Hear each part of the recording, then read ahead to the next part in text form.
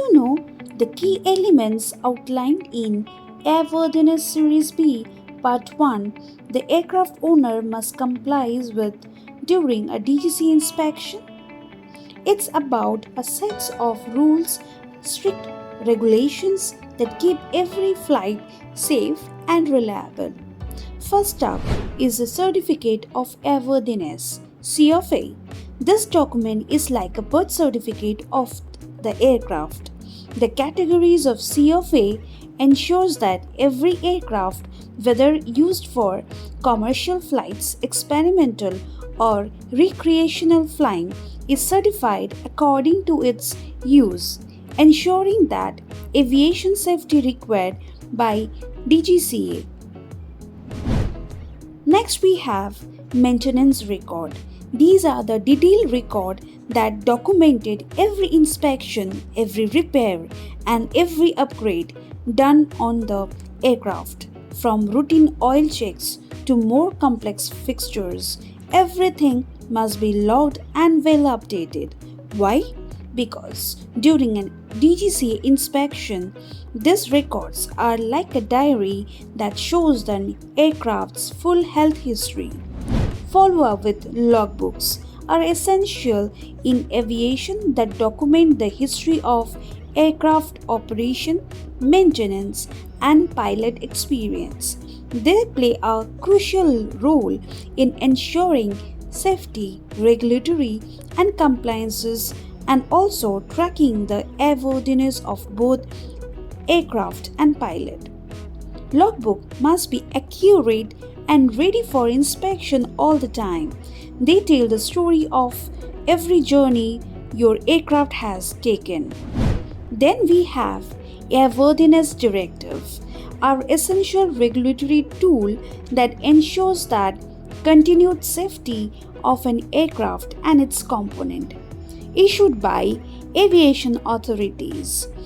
These authorities are required operations to inspect, modify, or repair specific parts of their aircraft to prevent accidents and maintain airworthiness.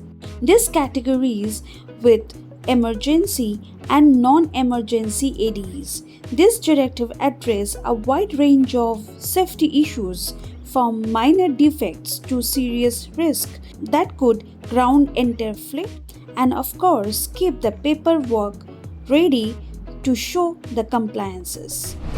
What if the aircraft got a repair or modification? You need a DGCA's approval for that too. Any changes made to the aircraft, whether it's a new part or a structural fixtures, must follow approved guidelines under Airworthiness Series B.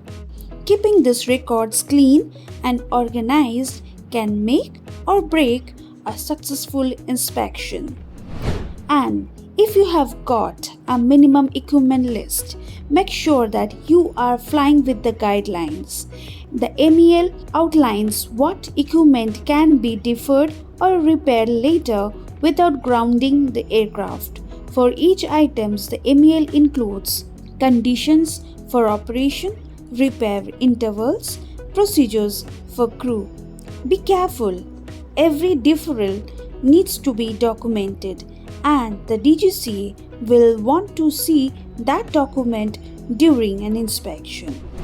Maintaining a proper weight and balance report is also a key, which ensures that the aircraft's total weight does not exceed its maximum takeoff weight and that center of gravity is within allowable limits.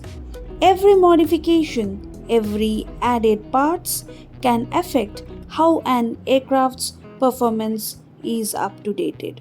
So make sure your weight and balance are updated or it could create an operational risk result in regulatory penalties. Confirm that aircraft holds a valid airworthiness review certificate which is necessary to demonstrate ongoing compliances with airworthiness standards. So, what's a takeaway?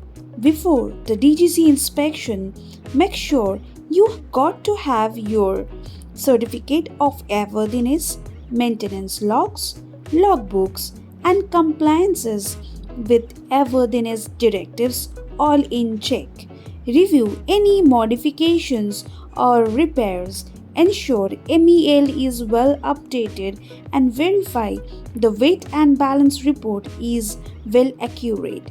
By ensuring all the compliances with these key elements, the aircraft owner can prepare for a successful DGC inspection under Airworthiness Series B Part 1.